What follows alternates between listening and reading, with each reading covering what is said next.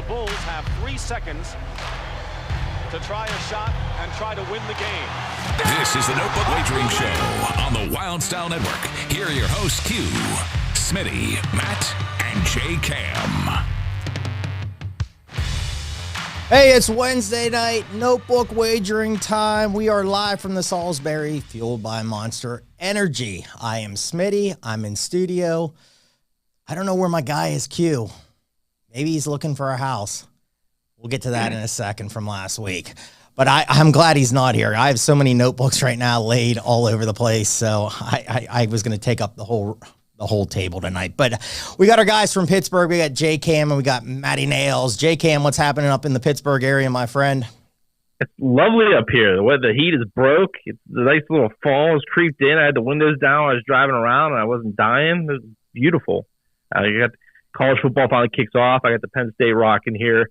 We have the Big Ten Saturday night, as you've probably seen over and over and over again against West Virginia, which is an old rivalry that really wasn't much of a rivalry, but good to have them back. And so, Matty, what do you got going on over on the other side of Pittsburgh?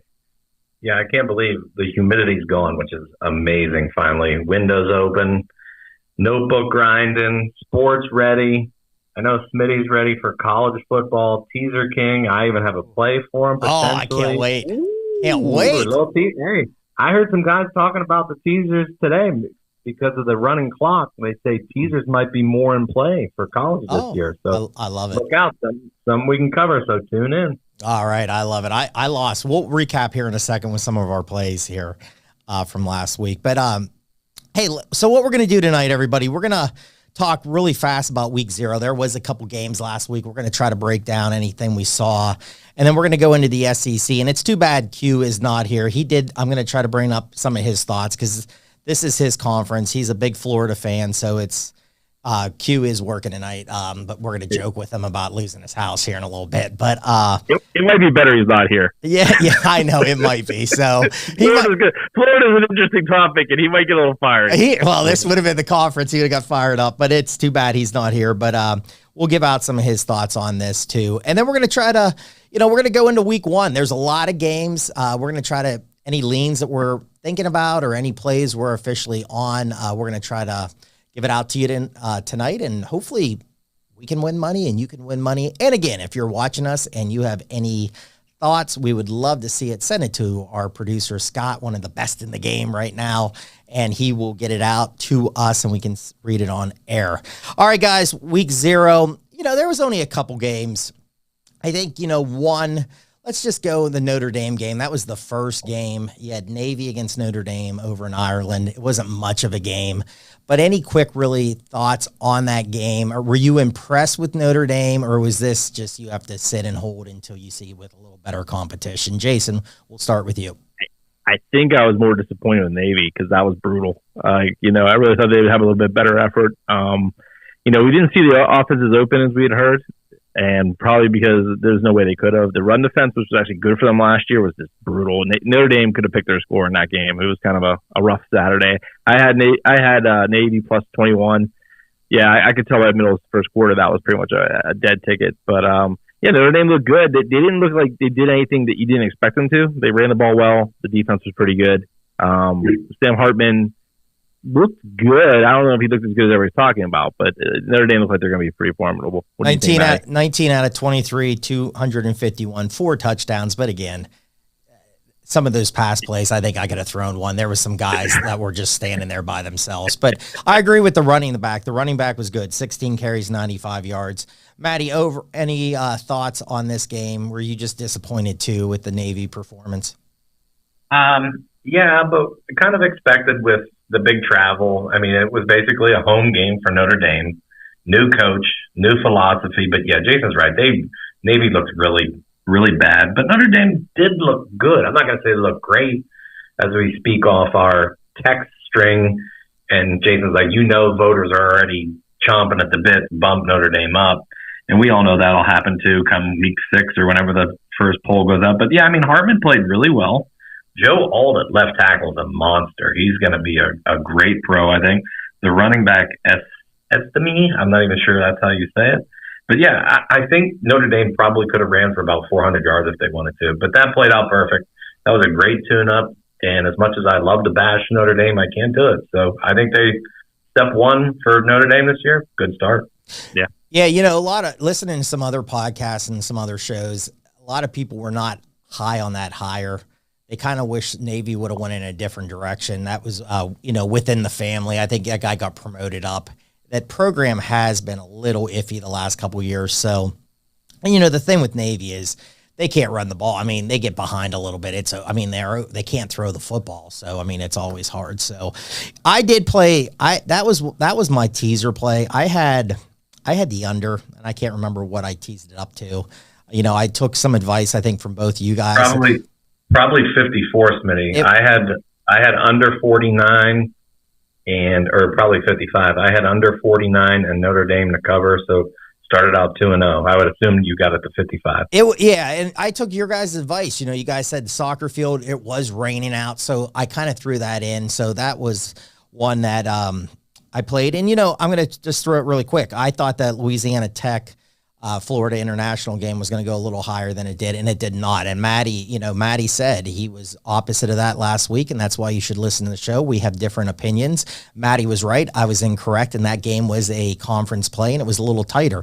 And that was what you saw at a lot of these games, guys, the last week. Some of these teams that were like behind were dominating yards per, the yardage and everything. Like Louisiana Tech was really moving the ball. They just couldn't score. And they were behind, They scored late, and they won the game. You look at some of the other numbers. I really liked New Mexico State last week against UMass, and I put it in on the show. Well, that was a big loser. That was a loss for me. But they really moved the ball themselves. It just didn't score, and they couldn't stop UMass. So, we can get to UMass in a second. So let's go to another big game. This is a team that, it's very high. Everyone's high on. But I want to ask the guys something. Is this going to be this same USC team that we've seen before? Because they beat San Jose State 56-28, but they couldn't stop anybody. Lincoln Riley brought in a lot of transfers in, trying to really get that defense a little tighter than it has been. I don't see it. So, Matty, I'll start with you on this question. Same USC team, going to score a lot of points, but just give up a lot? Yes.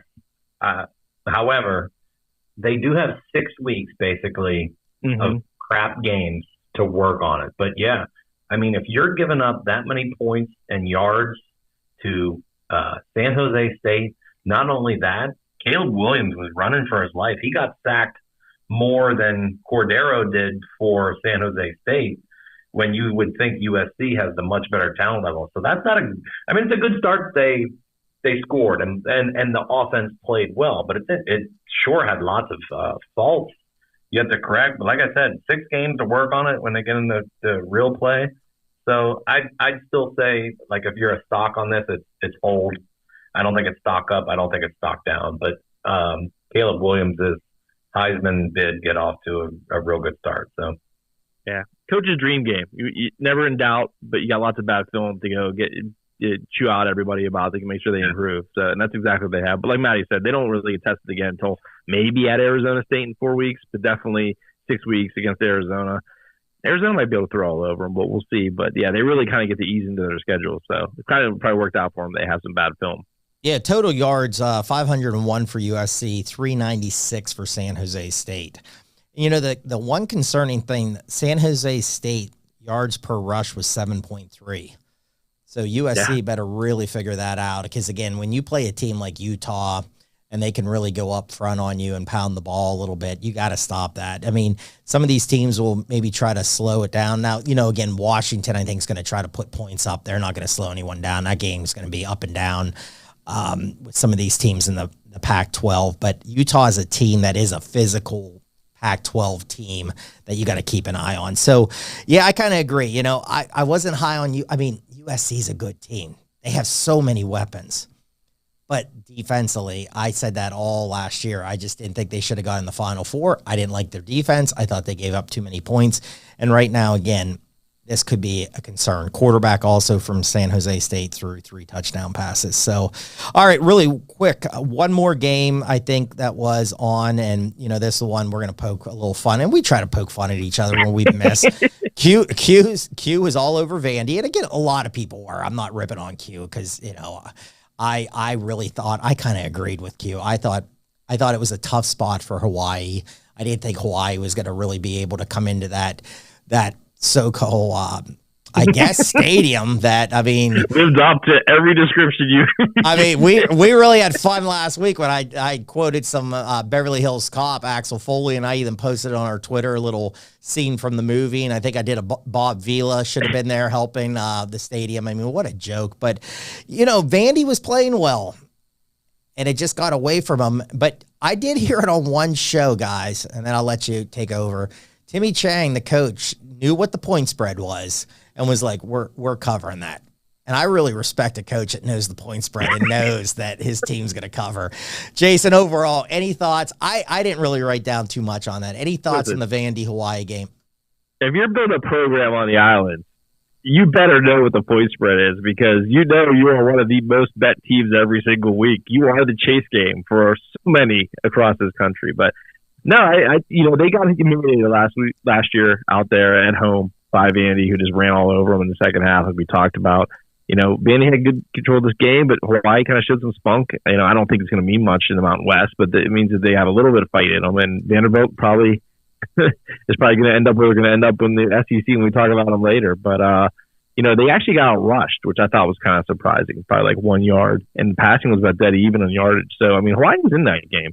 So, give the Rainbows some credit. But, yeah, if you're the head coach of Hawaii, you always got to know the point spread, because you've got a whole nation of bettors out there following you every move. So back in the scoring too. It's like he has to know what's on late night Cinemax for the people on the East Coast, or can we cover a game? That's what we're going there with. So, Matty, any quick thoughts on the Vandy Hawaii game, and then we'll get into the SEC here. Yeah, never make a Q mortgage play the first 2 or 3 weeks into a season. There's zero trends, zero knowledge. Everything. Save that mortgage play when you see, oh man, look at this trend, look at that trend. Bold move, Cotton, but it didn't pay off. He had 2 mortgage plays on it. So he basically is like minus 10. He's like minus 10. Oh, did he? I forget what the other mortgage. And I will back him here. He's my boy, man. That was Notre Dame. Oh, okay. Well, okay. He is usually really good on those mortgage plays. He did a really good job last year on those mortgage plays. So just to recap my final, I went 1-2 last week. I did lose my teaser. I said that already. I did have New Mexico State that I put on the show. And then I did have money line, and I said it on the show. I was going to I took the +1 Jacksonville State, which they won the game outright. So I did start the season 1-2. So we're going to try to bounce some games here in a second. And just keep an eye. UMass plays again this week. That was +40. And now it's plus, I think, 35. They're at Auburn off the top of my head. And Hawaii was, I think it opened at +9 or +8. And I think it's down to +3.5 as Stanford travels out to the islands this weekend. And that Stanford team I don't think is very good. So maybe that's an upset. Maybe we should keep an eye on that. Yeah, that's kind of a disappointing thing there that Hawaii played so well, because that would have been a great spot to come back with the Rainbows there, +9 against Stanford, who we talked about how awful they're going to be. So now you're only getting 3.5, but 3.5 might be enough. I'll take them with the hook. I kind of like it too. So, all right, here we go. SEC.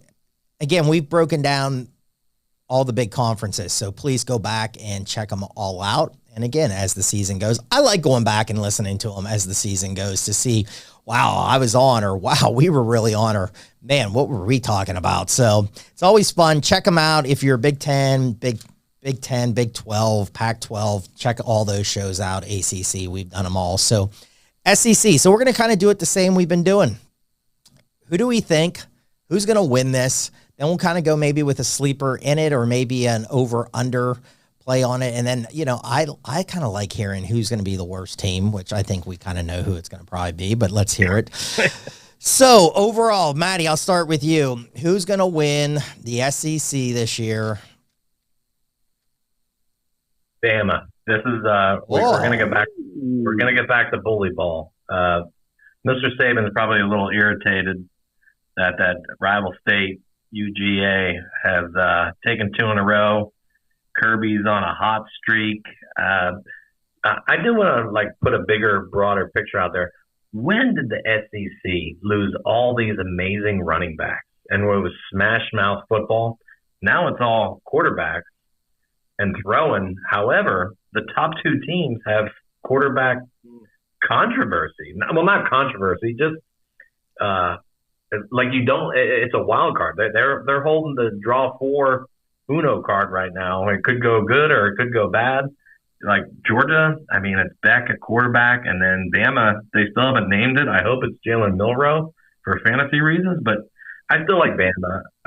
I love just give me the best coach and the amount of 5 stars they have, although it's equaled by Georgia anymore. But there's a couple surprising teams in here. We're actually excited to talk about it this week. So there's some sneaky plays. Okay. I have a couple surprising teams, too, diving into it. I like. All right, Jason, who do you think is going to win the SEC this year? I tell you what, I'm going to go still Georgia, the chalk, but Matty's right. Like, you look, their biggest weakness is there's literally one weakness, and it's quarterback. It might be offensive coordinator, but we can get into that. But it really is the biggest thing. Like, it's the second year in a row they've lost double-digit guys to the NFL. So you wonder if that takes a toll on your program. Well, obviously, they've recruited really well. But the schedule is so easy for them. Like, it's by far the easiest schedule in the entire SEC. And I just think that really is the difference between them and LSU and some of the other teams that are kind of right there, is that they're just going to have a lot of off weeks to kind of circle the wagons and figure out what they're doing on offense and maybe bring along a young quarterback. And, hey, let's give Stetson Bennett some credit, too. You know, he was kind of the piece that was there the whole time. And that guy's a backup quarterback in L.A., and when a lot of us didn't even think he was probably worth even quarterback in the Georgia Bulldogs. So, I mean, maybe a little bit better than we thought he was. And we actually might see that here in the first couple of weeks when they bring in, I think it's going to be Carson Beck to run the Bulldogs. Smitty, where are you at with this? Yeah, I'm kind of going to go with Georgia. I just think Georgia overall is the best team. Schedule's very easy. You know, again, can this Beck kid, you don't have a 27-year-old quarterback like you had the last year, however old he is. I mean, that guy's like Chris Wenke. I mean, Stetson Bennett's like 38 years old. He was quarterbacking. So it's always good. Yeah. I mean, it's always good to have someone that age, you know, the maturity and in those tight games when they get behind. So we have to see with the quarterback, but I think the talent's there. I think, you know, Bama's going to be good. Question mark is the quarterback, what I have down in my notes. I think they're going to be really good. I agree everything Matt said there with Bama. I just think Georgia overall has the best team. Now I'm going to go, Q did send some comments here, so I'm going to give Q's information out. He thinks Bama's going to be a pissed off team. He thinks they're going to win the West. And he said Georgia is going to be in the Final Four again, which I kind of agree. I think that's kind of where everyone is. I think that's the two teams. I don't think we're really shocked if anybody else. I mean, okay, so let's go here. Who could then, if somebody falters out of those first two, who's your next team that's going to step up and win the SEC? Jason, I'll start with you. I'm probably going to go LSU. No, I'm not a huge Jaden Daniels fan, but they've kind of reloaded pretty quickly. They've really used the portal pretty well the last 2 years. I think last year was the year to get them, and they kind of snuck by a couple teams that probably should have got them and ended up with a pretty nice record. I think they were 10-4. And this year, they just kind of, you know, they've done really well in the portal. Like I said, they've filled a lot of holes. They've recruited well, like they always do. So they've kind of got themselves back up to snuff. Now, I think the schedule is a little easier than Alabama's. So I definitely think they're going to be in the mix. You know, one game playoff against Georgia, they might have their shot, especially their quarterback's a little more experienced. And they actually have a pretty good backup in Nussmeier. So that would be the team I would think would be, if, you know, Bama and Georgia didn't exist, that's who I probably would pick in this league. What do you think, Matty? I hate to agree just because we do a show and it kind of gets boring, but I totally agree. I actually think Daniels is probably the best quarterback in this conference, which might be crazy to say. They have they're loaded a wide receiver. Now, John Emery, week 1, is already out, the starting running back, so he's going to sit against Florida State. And as much as it pains me to say it, I despise Brian Kelly. I think he's just I'm not going to – I don't want to degrade the guy, but I'm not a fan. Let's put it that way. You can, don't worry. But he is degrade him. He is a really good football coach, and I think the second year of his system is when you make a jump. So whoever was in the system last year should have it down pat. And I think they're the team that does make the jump. Now, they do have to go on the road and play at Bama, but their schedule's it's navigable. So, yeah, maybe they can get a break here or there. Who knows? Maybe it'll be bad weather when they play Bama, and Bama might still be quarterback undecided by then. Who knows? But there is one other team that I would love to take a flyer on, but, man, I can't do it. I think Jason's right, so I'm going to agree, and I think the Whoa. Let's hear the team. Don't be holding back secrets. Yeah, I was going to say, because can I just jump in? Okay, let me jump in really quick, because I was going to say, then this show really sucks and really boring then, because I'm going to go LSU too. So I mean, we're gonna make some. We got to be different. We got to, and people. If anybody at home right now is like, "Oh, geez, have these guys just been talking about the same?" And look, I think LSU's the team because. Right. And then Matty, let's come back to you with that. And then the Hurricane takes up the hard left, wipes out Louisiana. Now, so we've lost Alabama, we've lost Georgia, we've lost LSU. Who's your best team in the SEC? Okay, so let me finish on LSU really fast because I'm going to say 15 starters back. You got 8 on offense, 7 defense. I like Daniels. I liked him at Arizona State. I just think it was a bad situation. They're favored in 12. The win total's 9.5 on the VSiN magazine.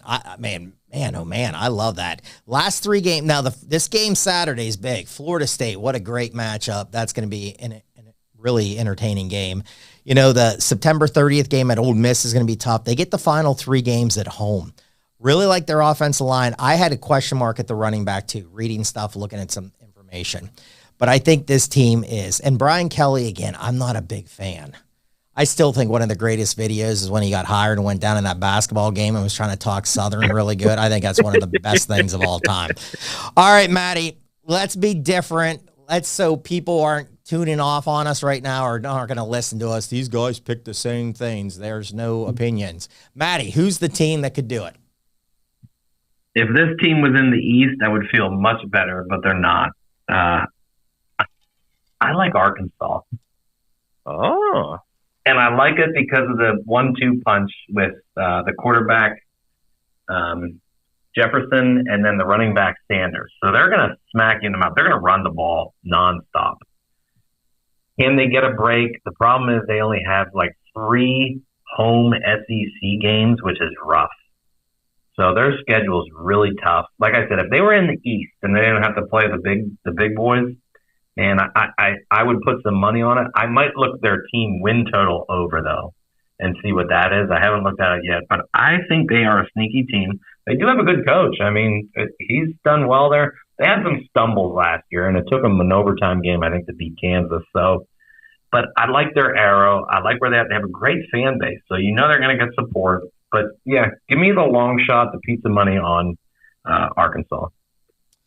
Oh, I like that. Their stretch of September 23rd, October 14th, though, is at LSU, Texas A&M on a neutral, at Ole Miss, and then at Bama. Yeah. That is just brutal. I have that down too, Jason. I just threw my pen. I had it circled. Like I have a big circle around that right here in the notebook. You know, if they survive that though, if they get one of those, that's gonna be a great season because I think that in front of that and behind it is all winnable. But what if they get 2 of those?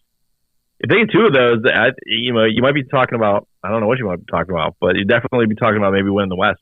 Yeah, that's why I said if that schedule was looking like, okay, Tennessee, South Carolina, Kentucky, Florida versus those 4, I'd say yes, they can definitely win their division. But that's, like I said, that's the biggest hurdle. Their schedule is just bad, but I like the Texas stuff. Okay, so let me jump in here because this was a team I marked up for the win total I like to give out. VSiN has them favored in 6. The win total was 6.5. Now, this Saturday, they play Western Carolina at home. Win. Next week, Kent State. Win. There's 2. Yeah.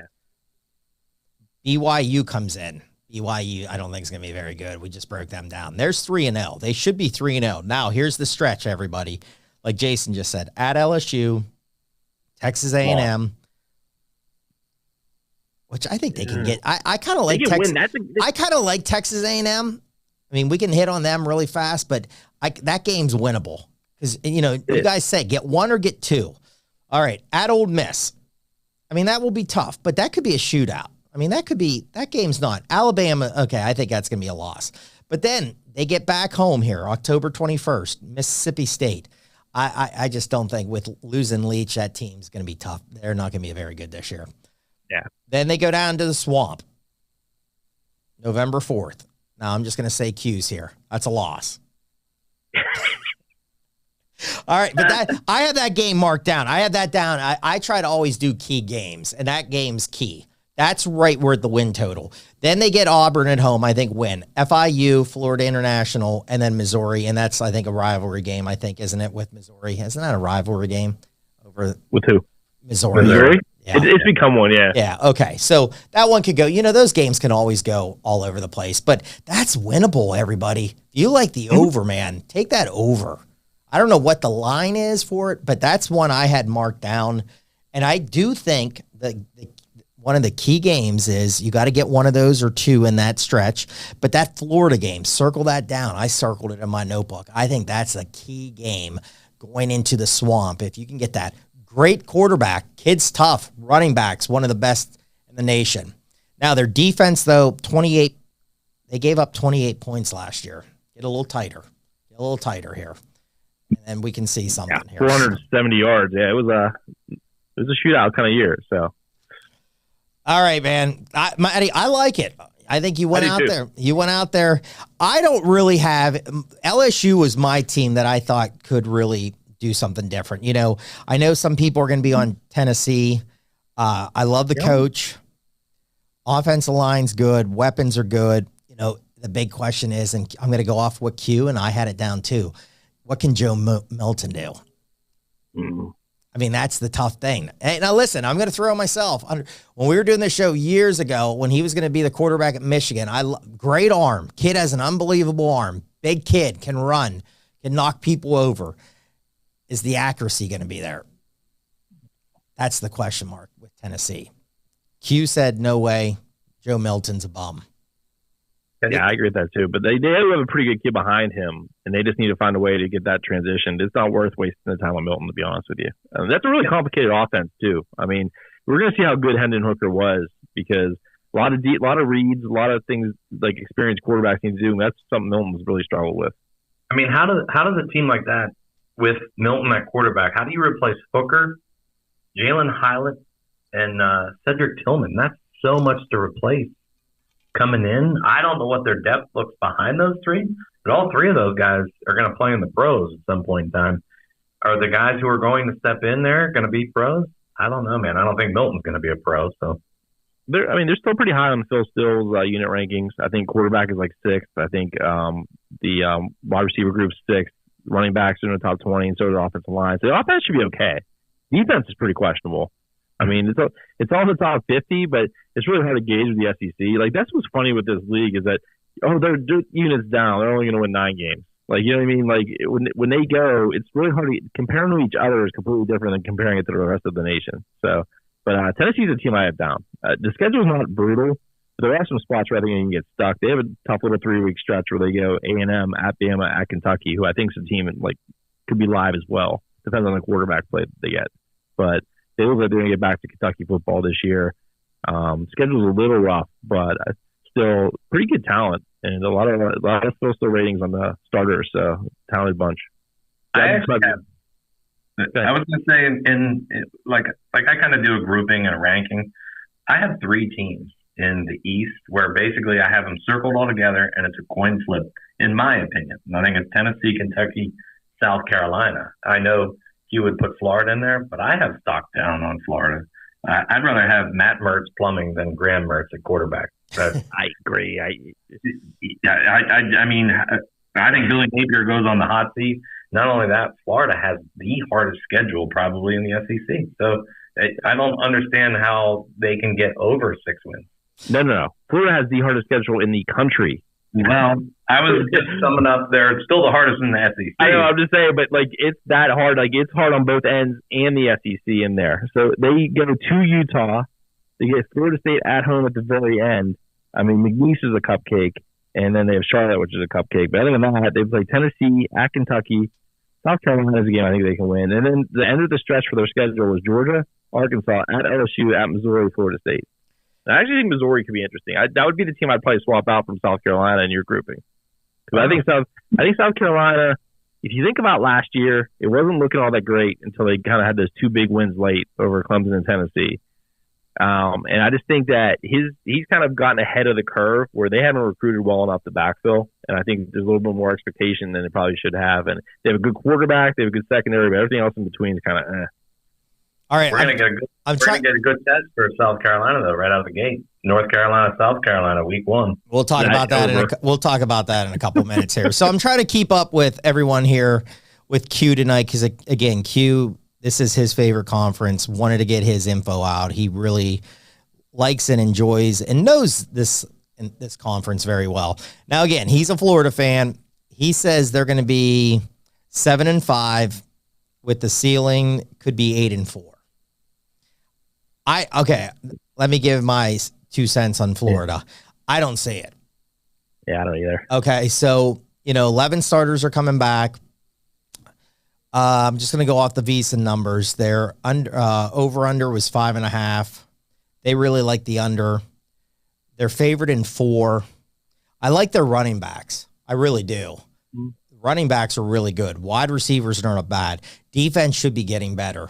I think the thing again is with a team like this is you got to be patient. I like the coach. I do. I think he plays. I liked where did he come from again? Louisiana.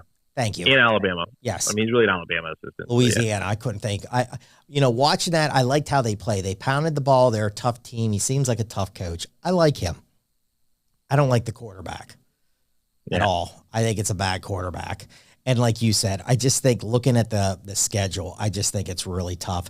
I see 5 wins, maybe 6. Maybe 6 with Florida, but I'm going to go more 5. We'll get into that game coming up here in a couple minutes, but he's a little higher on them. LSU, I wanted to give out his thoughts on LSU. We were talking about them. He has them 10-2. So he's very high. All 4 of us are very high on LSU then this year. So Kentucky's a team I like with the win total. They're favored in 6, the over-under 6.5.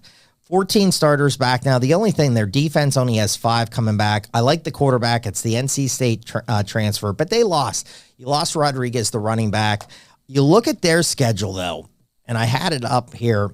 I really think this is Ball State this week, then Eastern Kentucky, then Akron. Then they go to Vandy. And Vandy still has a stadium. Who knows? They might have more stadium by then. Well, they might, or they might be playing at a high school. So we'll have to see. They'll hang the scoreboard off the crate again. Is that our thing? Is that our niche on this show? Like we went with the Oakland, the Possums, and we ripped on their stadium and everything. Now we got Vandy. We just go in. So I guess college basketball. We'll make fun of someone's gym here coming up in college basketball season. I just think it's low hanging fruit, but yeah. Okay, so here's their key game again, and it's Florida again. They get them at home. Yeah. That's the key game, because if they start off 4-0 and they could beat Florida and go 5-0, then you go to Georgia. Okay, that's not going to happen. Then you get Missouri at home. Then Tennessee comes in. I like this. I think it's a good bet. I mean, Kentucky needs to tighten up on defense. I'm a little worried on defense. I think they're going to be okay. I think this is a team that is going to get over that win total. This is one of my favorite plays in the SEC. I think Kentucky goes over 6.5. They get 7 or 8 wins this year. Anybody thinking I'm crazy on Kentucky? No, I kind of like them too. I mean, like you said, that you hit the stretch where they need to be Florida. That's a key part to their totals. And then, Tennessee with them, that's always a crapshoot game. I mean, that's a rivalry game, and it could go either way. I think it will this year too. They can win Mississippi State. I mean, they get Bama at home late, but Bama will probably be fixed by then. So it's kind of a shame, but I think they can at least, at home give Bama a game, and they don't get to see them too often in Lexington. So, and then at Louisville, South Carolina, I think they can win both of those games. They're on the road. The quarterback might be an upgrade. I'm not a big Will Levis fan, and the running back. You mentioned they lost Rodriguez, who went to the Commanders, but they got Vanderbilt's running back who was really good last year. I think he was the leading rusher in the SEC. So the key to them is just getting the offensive line right, because that's kind of the key to their team always. Q has them at 8 wins too. So Q has over 2. So I like that. I like that. All right, guys. Let's just hit on, and if you guys want to throw one more quick team, I'm just going to throw out because we always, over the last couple of years, we've had the legend out of South Carolina, Steve Tannehill. He's a good friend of ours, and he comes on our show, and we're going to try to get him on here in the next couple weeks. And so we like South Carolina. We pull for South Carolina. I like South Carolina. I like South Carolina still. Now, I'm not crazy. I mean, I'm not going to go crazy here with South Carolina. They're 6.5, too. They're favored in 6. Here's the thing with South Carolina. Big game this weekend. We're going to talk about it here in a couple minutes. Rattler. Now, Q is not high on him. Does not like him. Said he's a bum. Now, earlier in the year, he wasn't playing well. At the end, he lit it up, though. He played great at the end. And I heard from some shows that he was looking fantastic in camp. If you get that kid that was supposed to be the superstar, maybe the number 1 pick, could this team surprise some people? Matty, any thoughts on South Carolina? Yeah, I think you're right. They have good talent. They're not great talent, and it's just like you guys broke down Kentucky. Kentucky's going to be based on Devin Leary, I think, and how he plays. And like you just said, Smitty, it's all Rattler all the time here. So does he regress to, what was it, his second year at Oklahoma when he basically got benched, or is it going to be his first year at Oklahoma when he was up for the Heisman? So, I mean, I like South Carolina. I would put them behind Kentucky and behind Tennessee. I would have them fourth in the SEC East. I like them better than Florida, though. So I can't. I would stay away. Personally, I would stay away from South Carolina. Risky. Yeah, I'm worried with the front seven. It's the worst D line. It's the worst linebackers in the SEC. They got run on last year, almost 5 yards a carry. If you look at the way this league is this year, there's so much quarterback turnover and like so many good offensive lines. It definitely looks like you're going to get back to old school SEC where it's going to be more conservative on offense, more running.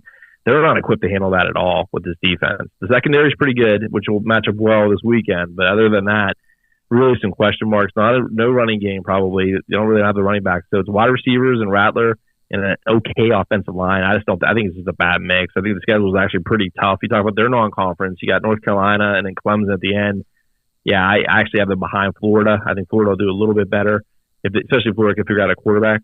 So this is a team I think is actually down. I would actually might think about playing their under wins, which I think is like 7. Okay. There's the SEC. Anybody final thoughts? Did we miss a team that you really want to talk about? Yeah, one. Okay, real quick. Go for it. You said it just real quick early. Texas A&M is super intriguing. Oh, yeah. A lot of talent. I just don't think Jimbo Fisher is a good coach. I don't think they can put it together. I mean, that's a program that has endless money and resources and a huge fan base and following, but they just never put it all together, and they never have. So I don't think they're going to, but I think they have the potential to knock someone off. I don't know who it's going to be, but I think they're the team that if you're going to bet week in and week out, they're going to pull an upset on someone sometime. So they get Bama at home, and they've already did that once. But yeah, no, you're exactly right. And then I just learned today that they're not going to let Petrino call plays. I don't even know what the point of bringing him in was. But it's a really talented team. The defense could be really, really good for A&M. And then the offense will be as good as the quarterbacks are. The team I'm interested in, and I thought I was actually going to go against them, but I'm kind of intrigued by them now, is Auburn, who's nowhere near as bad as I thought they were going to be. Now, I don't know what the quarterback is going to be. I mean, we've seen their guys. They're both kind of limited. Like, you have the Thorne, the guy from Michigan State, who can't run and is a decent passer. And then you have the runner, who had a pretty good game against Penn State last year, but didn't really play well overall. But they brought in a lot of transfers. You got Hugh Freeze, who likes working with nothing. He knows that this year doesn't mean anything, right? It's just curious. I'm just interested. They're way more talented than I thought they were going to be. Now, he came out and said that they're worse than he thought they were. But, that's just a new coach in the SEC being smart and knowing that everybody hated how Harsin recruited. But I'm just really curious. I think they're a team, like Matty said, like they're going to ruin somebody's season Could be Alabama's at the end of the year, whatever. But it just seems like they have some pieces there, more than I thought they are. They're going to be huge on the defensive line in a league that looks like they're going to run the football this year. Yeah, I just like 20 guys coming back. You have 10 on offense. I think the quarterback's back. 10 on defense. You know, bad numbers last year. The quarterback play has not been good. And again, I when you sent that text today about him not calling plays, I said the same thing. Like, oh, who's calling plays then? I mean, you got to change the plays from last year. You couldn't do anything on offense last year. I mean, so you bring a guy in like that, let him call the plays. Like, what are you doing then? Why'd you hire the guy? I think this team, I kind of like this team. I mean, I like LSU, I like some other teams a little, but this team I think could compete good. Just Q, South Carolina, 6-6. I just wanted to give it out. He thinks they're going to be a 6-6 team. I don't see a Texas A&M thought from Q on that, so I just wanted to give out all his overall thoughts on this. He thinks Auburn's going to be competitive. We'll get to Auburn here because a lot of people, they play UMass, and a lot of people are jumping on UMass this week, so we'll talk about that here in a minute. So, all right, that's the SEC. We'll see how we play out. Again, like I said, go back and check all our conference previews out. We have a blast breaking them down and see how we do. All right, guys, the big week starts tomorrow night. Can't wait. Some great games tomorrow night. Well, maybe one or two. In my opinion, great. I like watching like Nebraska, Minnesota. I'm a Big Ten guy a little bit. I know it might be really boring to a lot of people. I kind of like it. It could be boring. But there's some intriguing games tomorrow night. I want to see like UConn. You know, UConn had a pretty good year last year. I want to see what this NC State team has. You know, things like that as a gambler. I mean, maybe not big games, but as a gambler, I just want to see where the line is, where it ends up, and then take some notes and see where we go. But, okay, let's break down the biggest game tomorrow night, Florida, Utah. Again, that's the biggest game. You know, this one's tough, and I locked this in on a teaser. I have a teaser play that I did in the summer, and I have to stick with it. I wouldn't do it now. I wish I could get out of it, but I can't, so I'm just going to roll it out. That's the way I do it. So Utah opened at 9. It's down to 4.5. It might even be dropping more. The total opened at, I think, 60.5. It's down to 44.5. You know, the big question is the Utah starting quarterback does not seem like he's going to play. And their backup's out already. Then you had the third and fourth. I was listening to a show today, and they said they don't know who won the job, but they said the fourth stringer was better than the third stringer.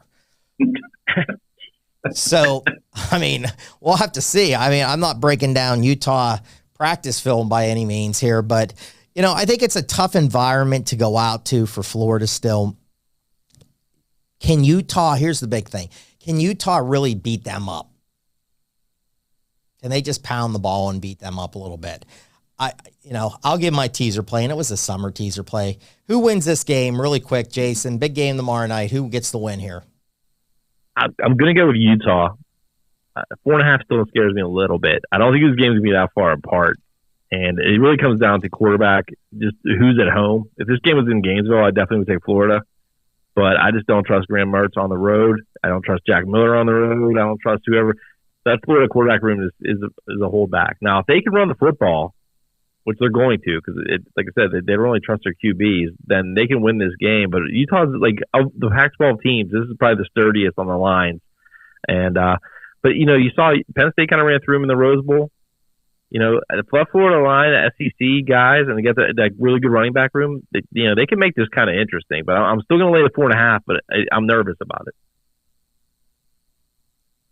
I'm really nervous just because what the line start out at 7. Then I heard it went 9. all the way down. I had it down at 9 as it opened, I think, in the summer. It started at 9. That was definitely with Rising healthy. Then it went, I heard, all the way down to 3.5. Now we're up to 4.5. So they're going to run the ball, period. There's no way they can trust whoever's going to play quarterback. Jason summed it perfectly. If this is in Florida, it's a Florida win. This is a steer clear for me. I think Utah does win the game. I'm also going to say somebody throws a pick 6 in this game. These quarterbacks are not good on either side, I don't feel. I think Florida's just weak in the trenches. Home game, rowdy crowd. Give me the better coach and the home team in a nail biter, though. Like a 20-19 kind of crap game. Yeah, I'd stay off because here's the thing with this. Utah sent out their depth chart the other day, and the starting quarterback was listed number 1. So everyone's like, oh, he is going to play. Well, it doesn't sound like he's going to play. So that's the question. Like, who's quarterbacking for Utah here? So it does not sound like it's going to be the star quarterback here. I would stay really not anywhere close to this game right now. Just sit back and enjoy it and really break it down and see what we have here.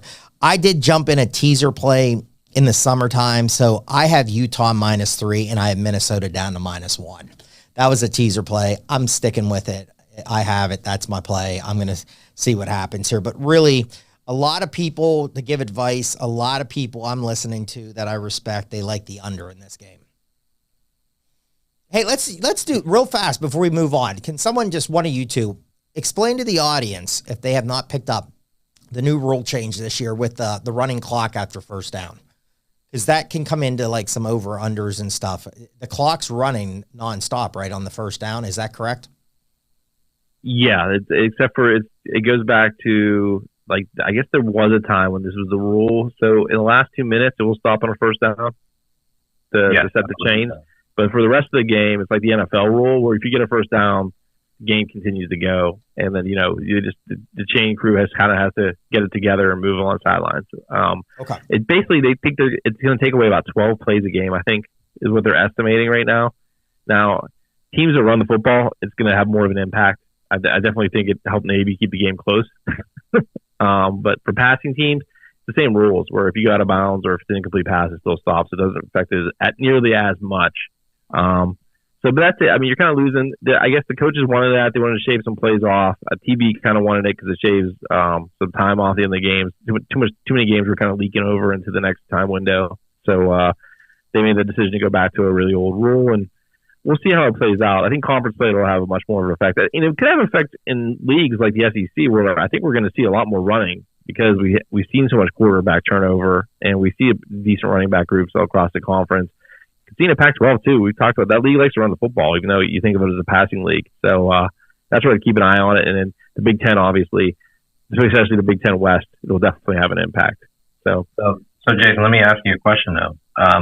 With this running clock, and you said teams are going to try to run more, would this potentially help for bettors and fans out there a potential long shot running back candidate for the Heisman then? I think it's potential for that. I think just because if you look at the whole field, you see a lot of quarterback uncertainty. So I think that helps running backs as well.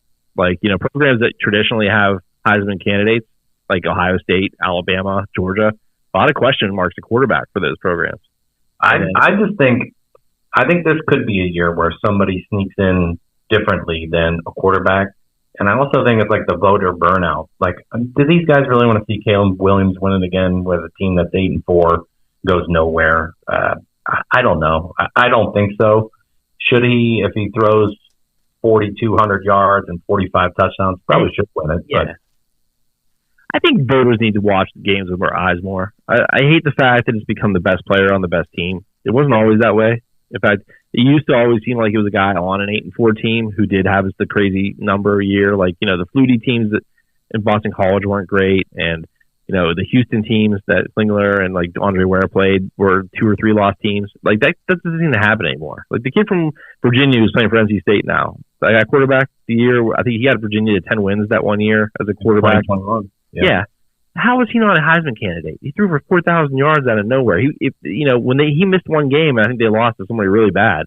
I mean, it was pretty clear that he was one of the best collegiate football players. So I would like to see the Heisman get back to that. So if that's what we need, if we need more running backs winning the trophy, I'll go with it. All right, so let's just kind of bounce through. We got about 10 minutes here. So any plays, any leans? And again, tomorrow's a shorter slate. I did jump on one more. I am playing the under 55.5 Kent State UCF tomorrow night.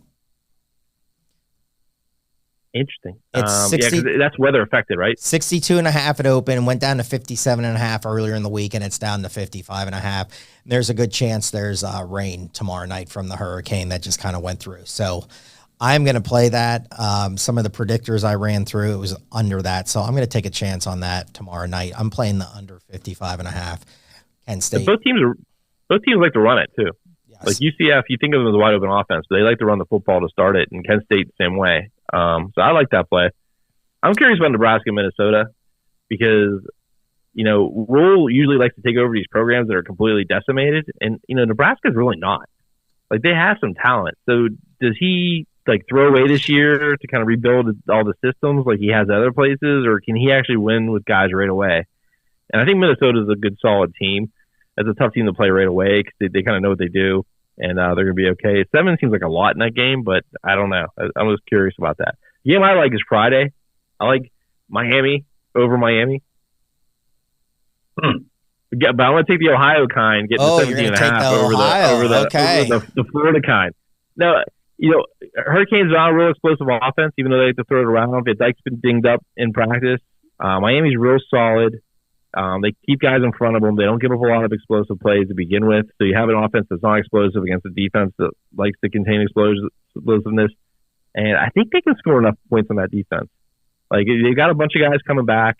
Quarterback's coming back. He was dinged up early last year. He came on late for them. And they have a pretty solid backup because he got a lot of experience last year. So I'm not a real big fan of the Canes. I'm not a big fan of Cristobal. I think this is a nice spot for the Redhawks to kind of give it a little MAC pride down in South Florida. One of the predictors I run through, Jason, has that game really close too.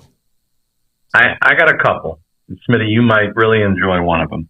You hit already on it. I like Minnesota in a teaser. Tease it down. Get them to that point or half a point, whatever you can find. And then I like Utah State playing Iowa. How is Iowa, with an anemic offense, and McNamara probably won't play, favored by 20+? Add 6 points to that. You're telling me Utah State can't cover? Now, why is Mac? I missed that. I don't have. Why is he not playing? Yeah, I heard. He's hurt. Good, Jason. No, I didn't hear that either. I do see the line down at 23.5 now, so there's definitely some. Yeah, I heard he's not going to play. I don't know why. I heard a rumor, but everybody said, "Man, hammer Utah State, tease it up, get more points." Yeah, because I saw, Matt, I kind of agree. I had this game down, and I was kind of leaning because again, I'm a fan of McNamara, and again, I think he's a good quarterback. I'm not saying it because he was a Michigan quarterback, and I said it on the Big Ten show. I think he's a good quarterback, but they only, they didn't average a lot of points last year. Did they even get to 25 points? How many times did they get to 25 points in a game?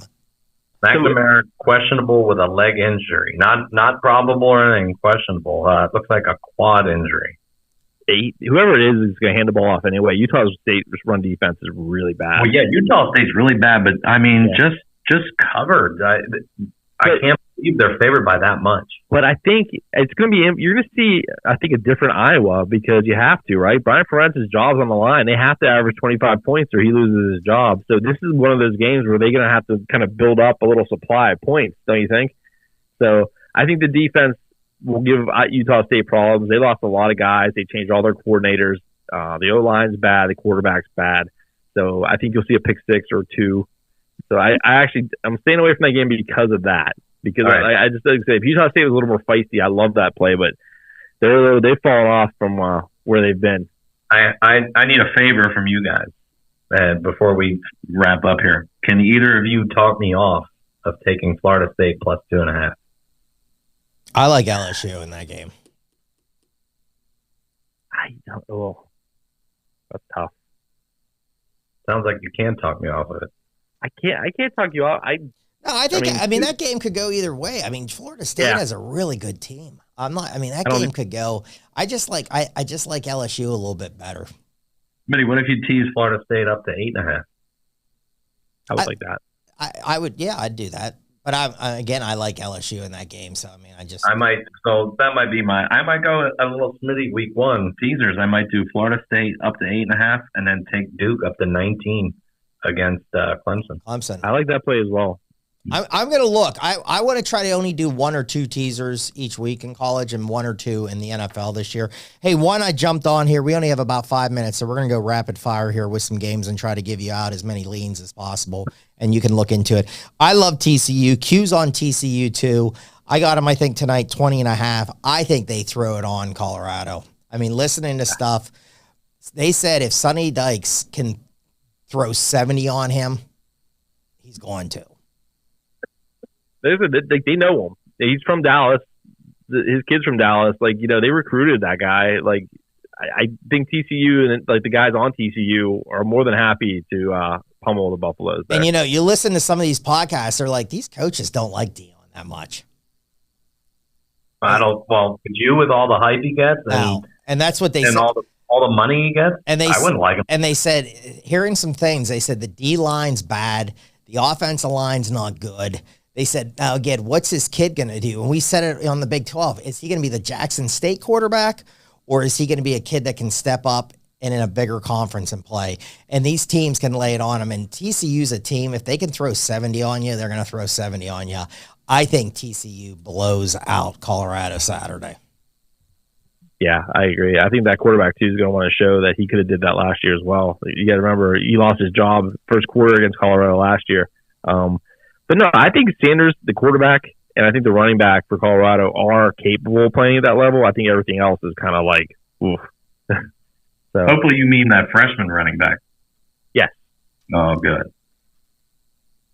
So, but looking at other games, yeah, the Iowa game, I don't know about that one. That's just so tricky. I like Hawaii with the 3.5 on Friday night late against Stanford. I think Stanford's awful, just reading that. And I think that one game under their belt, I know people think going back to the islands is going to have an effect on Hawaii. I really don't think it's going to, though. Going west is always easier than going east. I have one other play so far. I have the Boise State going to Washington over 58.5. I think it's shootout time in Husky land. Yeah, it'll be interesting there, right? I mean, Washington is the Achilles heel is the secondary. Everything else is pretty good. They're going to score some points in that game. Boise, they're going to air it out. Not Boise anymore. Boise is the team from the Mountain West that probably is not as good as San Diego State. Yep. I kind of like, okay, so really quick, some of the leans I had down, I kind of lean, I think Penn State's going to blow out West Virginia. I really do. I kind of lean that a little bit. Now, these are not plays. These are leans. I like Army. I like this, like the line move in Army. They play Louisiana Monroe. I like UTSA over Houston this week. I think Texas A&M wins big. I have them down. I forget who they play. I'm trying to find all these games. I have them all written down, but I like Texas A&M in a lean. I think Ohio State blows out Indiana. And I don't like the quarterback, how they might go back and forth a little bit and play, but I just think Ohio State has way too much talent for Indiana. I think that's going to be a blowout. I like Wisconsin, but again, I want to see this air raid in Wisconsin. I want to see them really changing that we've seen since we've been little kids growing up, how they pound the ball, and they're going to throw the ball now all the time. Yeah, we didn't do the max. I don't know where Buffalo is at right now because they were kind of trending the wrong direction. Yeah, they're bad. Yeah, I was going to say, because they lost the guy, the Kansas coach, who really built that program up. And you can tell last year it was starting to decay when you watched them on Thursday night. So they're a bad squad. I looked at them. The only other game that I looked at is the bottom feeders of the Big Ten, Northwestern, Rutgers. Rutgers is laying 6.5, but it's at, I don't know what their field is, but I just love the name of their gym, the Rack. So I'm going to call it the Rack, outside Rack. Isn't it Jersey Mike's stadium? I don't know. I think Jersey Mike's is the Rack is now Jersey Mike's too. I can't remember the football stadium's called. And yeah, go ahead, Jason. I'm sorry. No, I don't think. Is Northwestern going to be that bad right off the bat, or is this like the one game where they put up a fight because they're playing a team that's pretty much equal with them? I think they're that bad out of the gate. Yeah. So what about the North Carolina South Carolina game? We hinted at it. Yeah, let's hit that and then we'll get out of here. I'll just hit one team and a teaser I'm looking at too. I like South Carolina in that game. Interesting. You would. I mean, if you like South Carolina, they need that win. I think Rattler's going to be okay. And I just, UNC over the years, their quarterback's good. He's a talent. I think Jason, you might have said earlier in the show that could be a shootout. I was going to say 64 seems way too low for that game. Those defenses are both really sketchy. I mean, Carolina's got some talent. South Carolina not as much talent, but they play a little better. The secondary is pretty good for South Carolina, but I just think both quarterbacks are maybe NFL guys. I know one of them is. I think that could be an 80 total easy. And the only other one right now, like I said, I want to do at least one teaser to two. One team I'm eyeing up is Virginia Tech, and I don't think they're going to be very good. But they lost to Old Dominion last year. I think the line is 15.5. I would take it down 6 points. And I think they throw it on Old Dominion on Saturday. I think they win that game, and they win pretty easily. I don't think they're going to be a good team, but I think they put it on Old Dominion. So I want to match them with somebody. That's a lean for a teaser. But again, follow me on Twitter. I'll put it out on our Notebook Wager, and I'll put it out on Smitty Bucks. I only have right now one teaser tomorrow and one official play, and then I have the TCU game. That's all I have for this week so far. Everything else was leans, and I know the guys will do the same. I know Q will do the same. Any final thoughts for week one, fellas, before we get out of here and we let Jess take over here in the studio? I just can't wait. Starting at noon, will be over God knows when on Saturday. It's actually better with the holiday because you get Friday, Saturday, a couple games on Sunday. You get one Sunday game on Monday. Yeah. So big weekend. It's like it's going to a hotel and put the do not disturb sign on the door for the next 4 days, Friday through Monday. Fake an injury so you can lay on the couch and you don't have to do anything. You can trick your wife. That's how we do it. So hope for a little rain. It'll be nice. Yeah, exactly. Can't do anything outside, honey. I hurt myself. Hey, everybody, thank you so much for tuning in. Again, Jess is coming in studio. Jump on her live feed and check out her always fantastic, entertaining show. Boys, Jason, you're going to take us out. What do we always say? Bang your boogies. Thanks for listening to the Notebook Wagering Podcast. Make sure you subscribe so you don't miss any episodes, and be sure to follow @Notebook Wagering. Until next time.